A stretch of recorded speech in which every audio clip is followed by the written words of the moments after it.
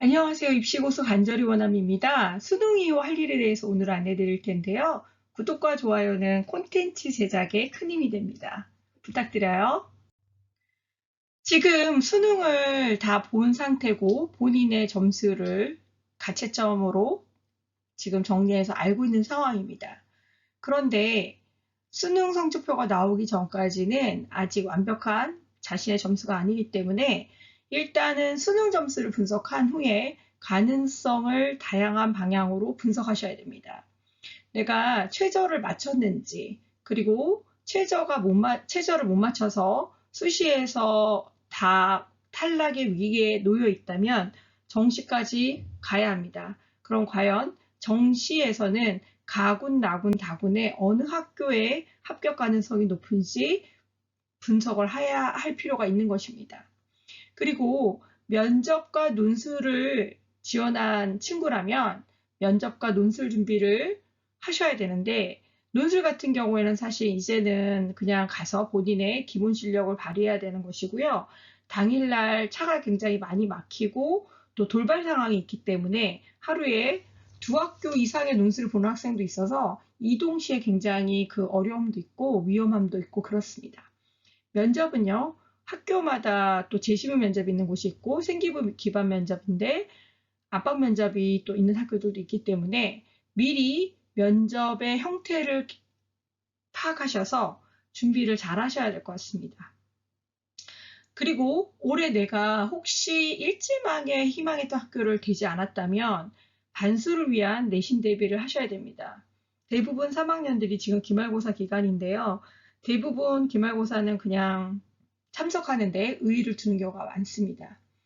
기말고사까지 2학기 내신까지 재수생 내신이 들어간 학교들이 있기 때문에 내가 내년에 어느 학교에 지원하게 될지 모르거든요. 그래서 기말고사에도 최선을 다하는 결과를 보여주셔야 될 것 같습니다. 그리고 올해 학종에서 내가 학불의 결과를 바꿔보면 내 생기부나 자소서에 어떤 부분이 부족했는지 느껴집니다.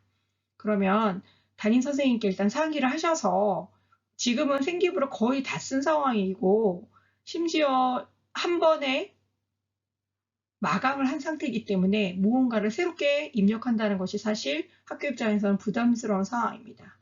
그래서 담임 선생님과 상의를 하신 다음에 독서나 행발 같이 그래도 담임 선생님이 넣어주실 수 있는 부분, 더 좋다면 교과 선생님과 상의해서 교과적으로 넣을 수 있는 부분이 있다면 준비를 해서 생기부 보완을 하시면 좋을 것 같습니다. 이 부분은 정말 쉽지 않은 부분이기 때문에 충분히 선생님과 상의하신 다음에 움직이셔야 돼요.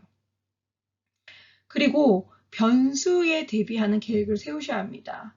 내가 정시까지 갈 것인지, 정시로 합격을 하면 또는 수시로 합격을 하면 반수를 할 것인지, 아니면 아예 등록을 하지 않고 재수를 할 것인지, 대학교도요, 1학년 때 아예 휴학이 안 되는 학교들도 있고요. 한 학기는 다녀야 2학기 휴학이 되는 학교들도 있습니다.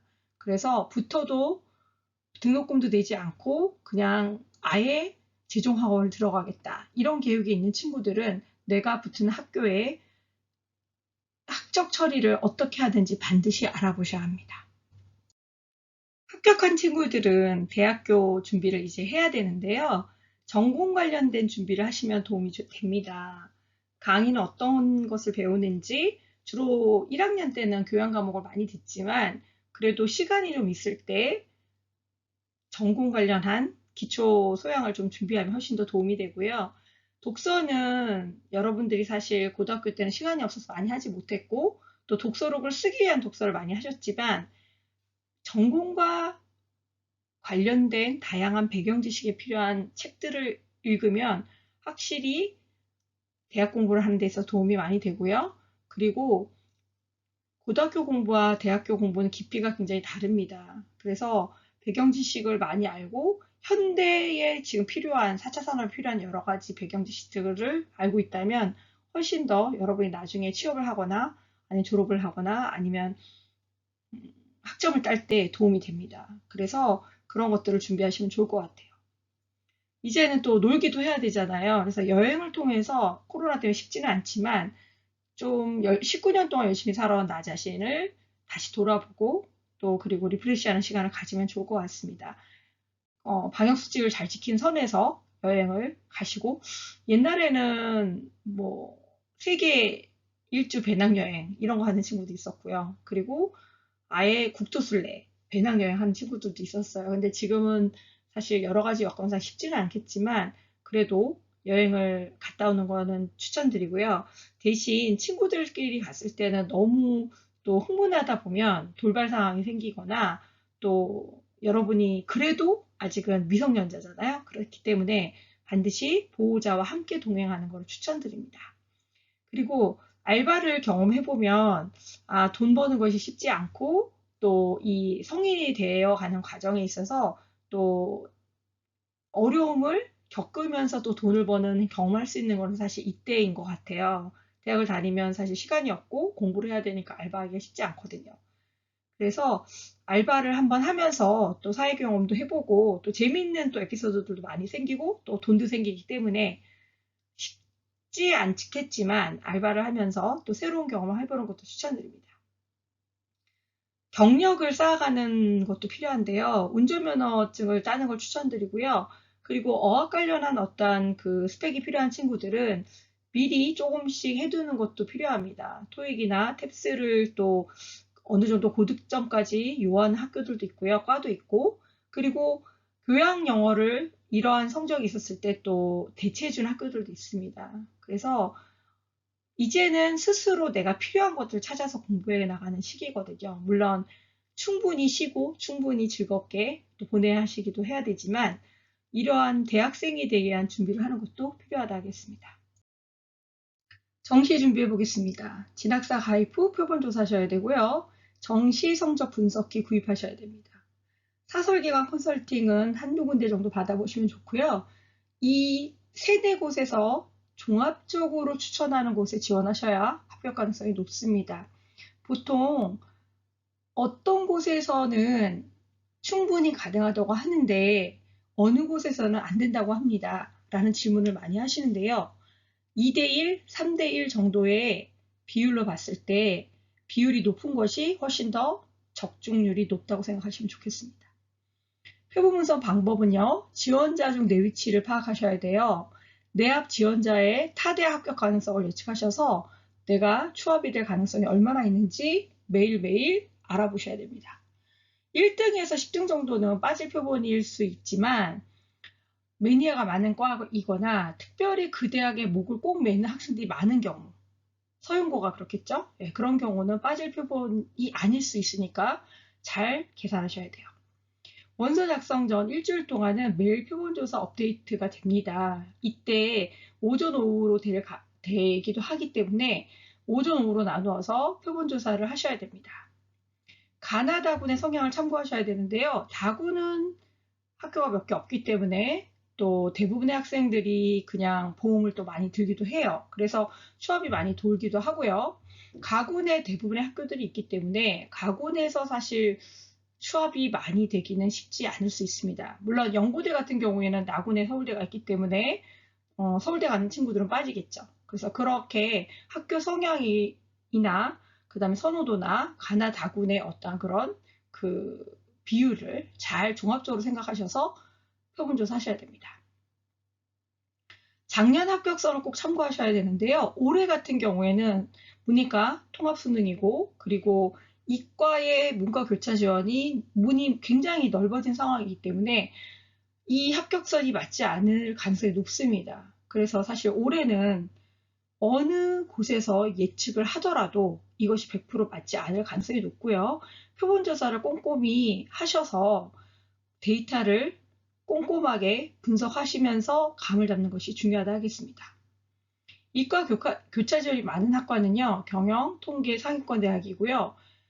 특히 이 문과 학생들 중에 본인이 특히 이과 학생들이 들어올 수 있는 학과나 대학을 지원한다면 정말 보수적으로 잡으셔야 됩니다.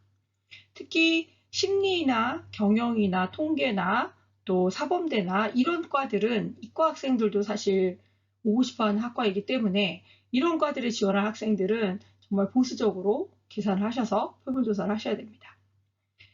매니아가 많은 학과는 보수적으로 잡아야 되는데요. 사범대나 간호대나 스포츠 관련 학과.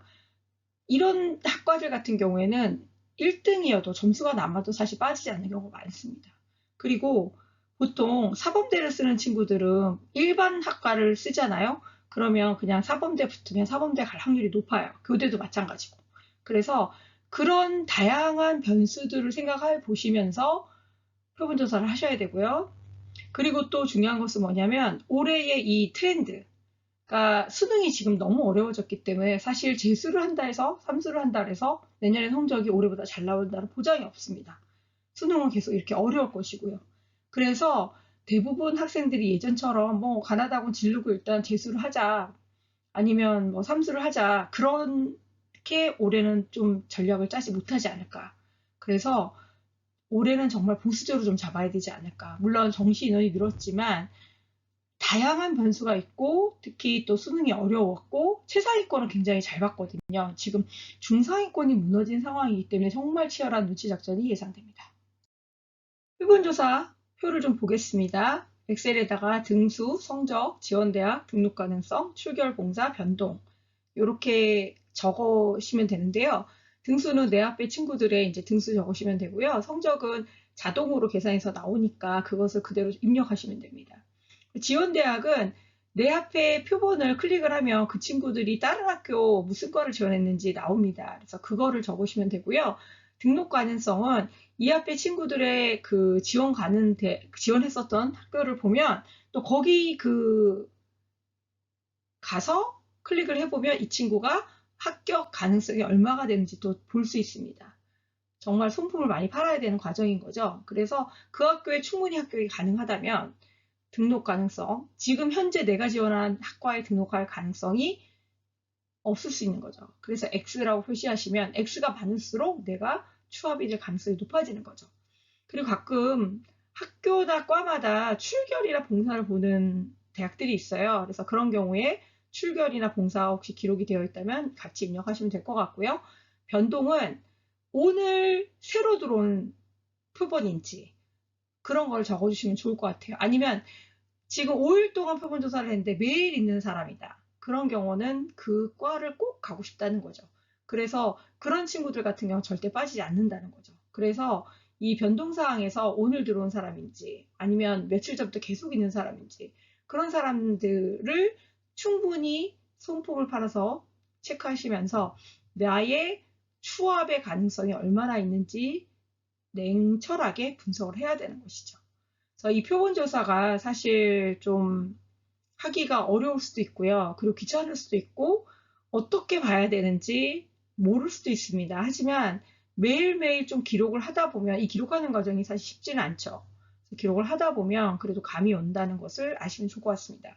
그런데 내가 등수가 너무 그 합격에 가까이 가기가 어려운 경우에는 사실 표본조사 큰 의미가 없을 수도 있습니다. 만약에 20명을 모집하는데 모의 지원자가 300명 중에 내가 280등이다. 그런 경우는 사실 합격 가능성이 거의 없는 것이죠. 그래서 이 표본조사 같은 경우에는 모집 인원이 있을 때 나의 등수가 사실 모집 인원의 한 3배수, 2배수 정도 됐을 때 계속 해가면서 추락 가능성을 보시면 될 것 같고요.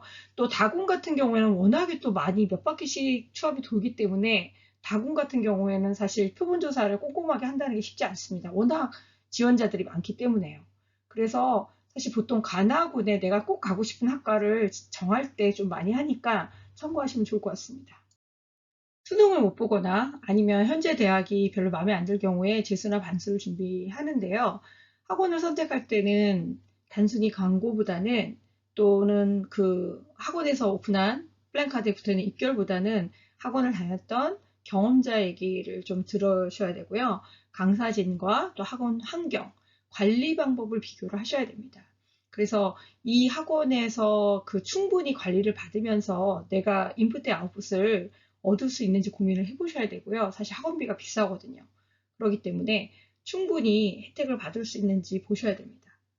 그리고 두 번째, 나의 부족한 부분을 분석한 후에 보완 가능성을 타진하셔야 돼요. 그래서 혹시 이 학원에서 국어를 특별히 잘한다거나 아니면 작년 이 학원 출신들이 국어를 유난히 잘 봤다거나, 근데 내가 이번에 국어를 그렇게 나쁘지 않게 봤다.